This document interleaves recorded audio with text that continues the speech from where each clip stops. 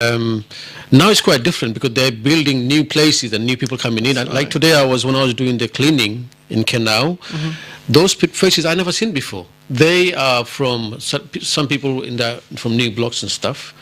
And I said, wow, I haven't seen you before. She said, no, I'm just new here. I said, no, that's another thing. So it's more cleaner, it's more friendly in that area actually.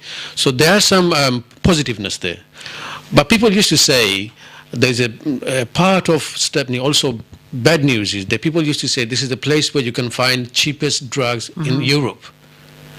Yeah. We live there. We take some blame for that. Yeah, but how did it happen? Why did it happen? You think?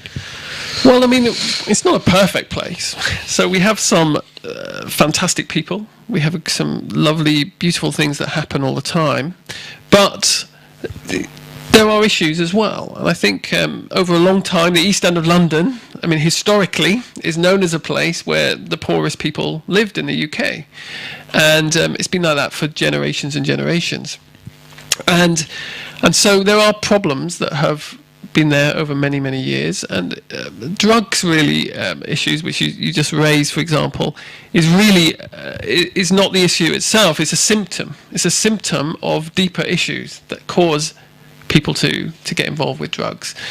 And there can be a number of different causes for why that happens. It could be that maybe you don't have employment, or you've not done particularly well at school, and you fall out of school fairly early. And what prospects do you have of earning money, for example? Now, the temptation, therefore, to get into something like drugs, where maybe you can earn some money quite quickly and survive and live, and all of those things, becomes a temptation to do that. Or another example might be the housing. Historically, again, in Stepney, the housing hasn't been very good. I mean, we've had lots of people living in very small flats and lots of overcrowding.